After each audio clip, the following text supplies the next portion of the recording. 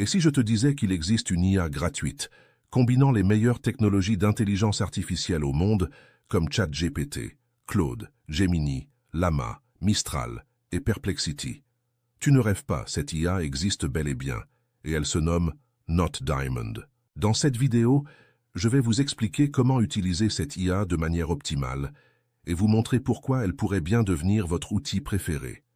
Je suis vraiment enthousiaste à l'idée de vous faire découvrir tout ça. Alors, sans plus attendre, commençons.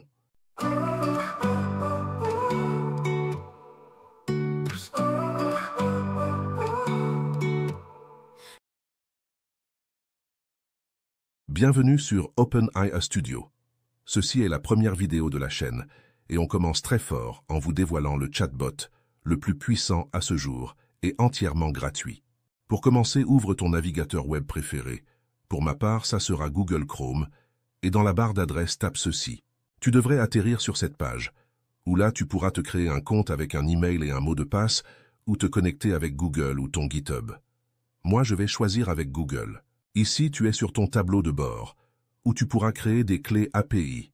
API qui signifie Application Programming Interface. Cela concerne généralement les développeurs. Elles leur permettent d'accéder aux services et aux fonctionnalités des API et de les intégrer dans leurs propres applications ou projets. Nous n'allons pas trop nous attarder sur ce sujet, mais dites-moi dans les commentaires si vous voulez que je fasse une vidéo dédiée. Dans la barre latérale, tu peux changer le thème, que je vais passer en mode sombre pour plus de confort visuel. Juste au-dessus, tu as le plan de mise à niveau. En cliquant dessus, tu pourras voir ce qu'il propose. Mais je te laisse regarder ça tranquillement. Car ce qui nous intéresse, c'est le niveau gratuit. Tu peux constater que pour le niveau gratuit, j'ai 0 sur 100 000 demandes. C'est fou, non?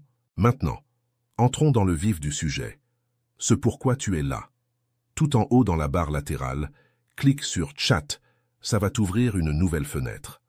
Alors plusieurs cas de figure peuvent se présenter. 1. Un message d'erreur, où là tu vas tout simplement actualiser la page. 2. Une page de connexion, où tu vas te connecter avec tes identifiants de tout à l'heure, et pour ma part, je vais me connecter avec le même compte Google.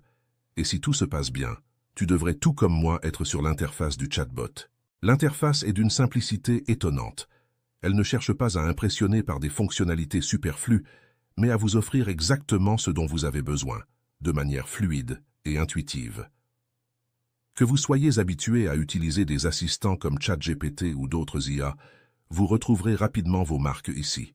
La navigation est claire, avec une barre de discussion en bas de l'écran et un panneau latéral à gauche pour gérer facilement toutes vos sessions. En haut à droite, tu as 3 icônes, le mode Arena, que nous y reviendrons plus tard, la documentation et les paramètres, que tu vas cliquer dessus pour voir tous les modèles les plus puissants que ce chatbot va utiliser pour générer les réponses. Et en bas, tu as l'équivalent des Customs Instructions ou des GPT, mais on verra ça après.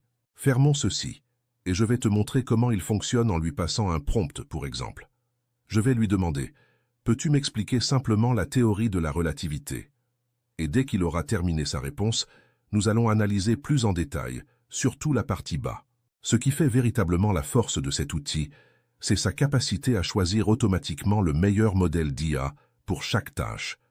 Pour notre exemple, il a choisi le modèle Claude 3.5 Sonnet.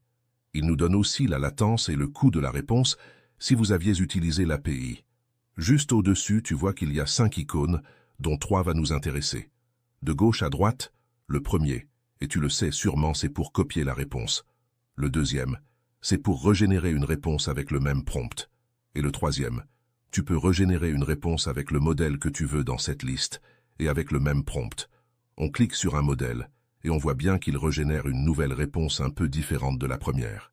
Essayons un autre exemple de prompt, et je vais lui demander, en cette phrase, peux-tu me raconter l'histoire d'un poisson rouge, que dans chaque phrase il y a le mot chien, et que l'histoire soit cohérente. Après avoir fourni sa réponse, ce que nous remarquons, c'est qu'il a choisi un autre modèle, plus adapté pour me répondre. Tu vois, tu n'as plus à te soucier des détails techniques. Selon ta requête, il va déterminer quel est le meilleur modèle pour te répondre. Tu peux aussi choisir manuellement le modèle que tu souhaites discuter avec. Faisons un nouveau chat et clique sur l'icône paramètres. Et là, tu peux décocher les modèles que tu ne veux pas, ou en choisir qu'un seul si tu le désires. Libre à toi. Je vais choisir Perplexity et je vais lui demander « Rédige un rapport de 200 mots sur les avantages de l'intelligence artificielle ». Là, tu peux voir que c'est bien avec Perplexity qu'il m'a généré la réponse et quand tu cliques sur l'étoile, il n'y a pas d'autre modèle que lui. Un autre atout majeur de cette IA est son mode comparatif. Vous pouvez littéralement voir comment deux modèles d'IA différents répondraient à la même question, côte à côte. Cela permet non seulement de trouver la meilleure solution, mais aussi de comprendre comment chaque modèle fonctionne et excelle dans des domaines spécifiques. Faisons un nouveau chat et activons le mode Arena dans les paramètres et pense à recocher tous les modèles. Tu peux voir en haut que l'icône n'est plus grisée et qu'il est bien activé. Je vais faire deux exemples de prompt. Pour le premier, je vais lui demander « Compare deux approches pour résoudre cette équation mathématique complexe. 2x au carré plus 5x moins 3 égale 0. » L'IA a généré deux réponses que tu devras choisir, lequel te semble le mieux, gauche ou droite. Ou sinon, en bas de chaque réponse, tu peux dire à l'IA que les deux réponses sont correctes ou pas. Dans notre cas, on va en choisir une.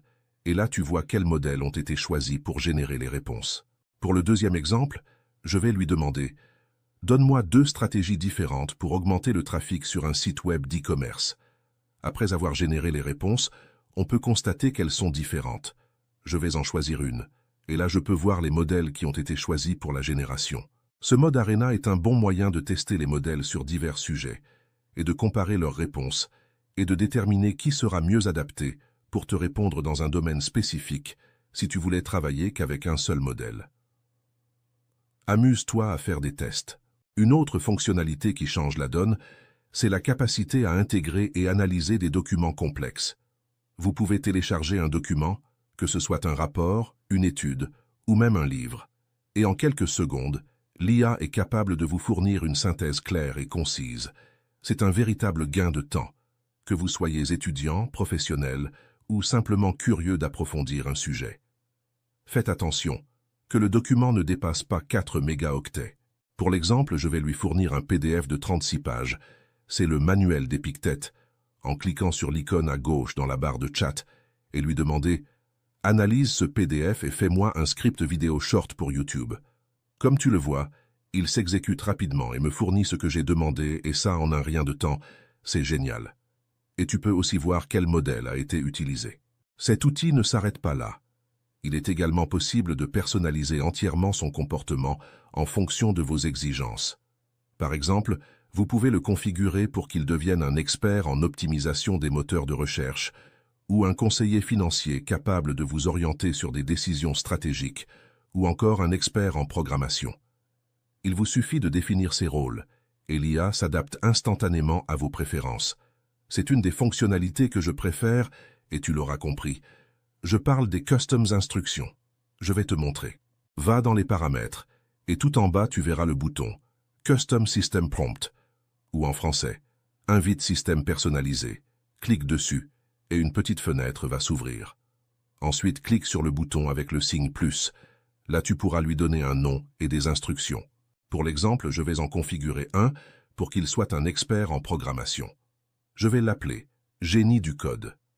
Et pour les instructions, je vais lui dire « Vous êtes un expert en développement multiplateforme.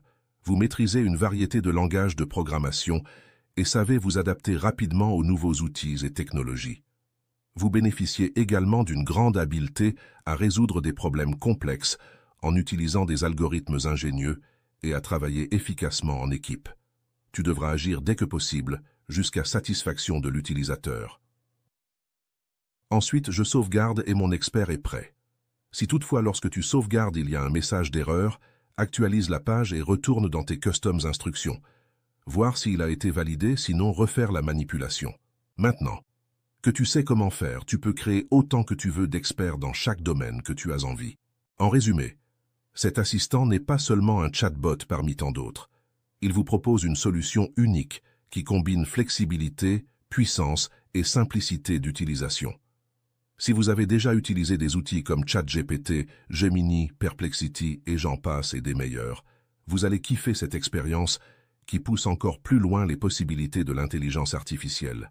Et le plus beau dans tout ça, c'est que pour l'instant tu n'as rien à payer pour bénéficier de ces fonctionnalités avancées. Not Diamond est une IA encore toute récente. Il sera intéressant de voir comment elle évoluera, notamment si elle reste gratuite sur le long terme.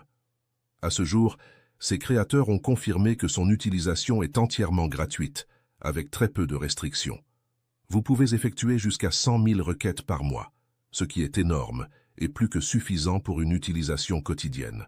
Comme je vous ai dit au début, on a voulu frapper fort pour notre première vidéo, et si cette découverte vous a plu, n'hésitez pas à liker, à partager, à vous abonner pour que la chaîne commence à grandir, et surtout de ne rien manquer des prochaines pépites que nous préparons pour vous, et laissez vos impressions dans les commentaires. Je suis curieux de savoir ce que vous pensez de cet outil et comment il pourrait vous être utile dans votre quotidien. À très bientôt pour de nouvelles découvertes technologiques sur OpenIA Studio.